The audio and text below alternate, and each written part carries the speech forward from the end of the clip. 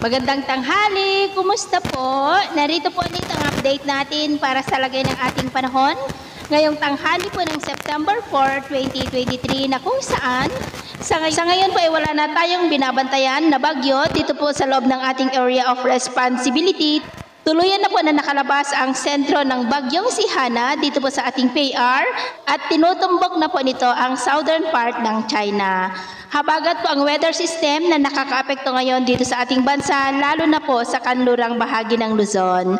At sa atin naman pong long range forecast ay wala pa naman pong bagyo na nakikita na tatawid sa malaking bahagi ng ating bansa hanggang po sa susunod na 2 linggo. At sa lagay ng ating panahon, ngayong tanghali ay generally fair weather pa rin sa malaking bahagi ng ating bansa, pero dahil po sa habagat ay maulap na kalangitan na may mga pulupulong pag-ulan sa ilang bahagi ng Ilocos Region, Cordillera, Central Luzon, Metro Manila, Calabar Luzon, ilang bahagi ng Bicol Region at Panay Island. At mamaya ay patuloy pa rin ang maulap na kalangitan na may mga pulupulong pag-ulan sa malaking bahagi po ng Central Luzon, Metro Manila, Calabar Luzon, Mindoro Provinces, Bicol Region, ilang bahagi ng Ilocos Region, Cordillera, Cagayan, Western Visayas, Zamboanga Peninsula at Northern Mindanao.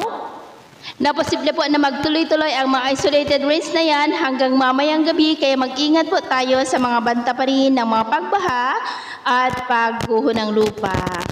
At sa atin naman pong mga baybayin, dahil pa rin po sa trough ng bagyong si Hana, ay matataas pa rin ang mga alon dyan po sa seaboard ng Batanes at Mabuyan Group of Islands, na ang mga alon dyan ay posibleng aabot pa rin hanggang po sa 2.5 to 3.5 meters height. At dahil naman po sa habagat ay maalon din sa kanlurang baybayin ng Luzon, na ang mga alon po ay posibleng aabot hanggang po sa 1.5 to 2.5 meters height.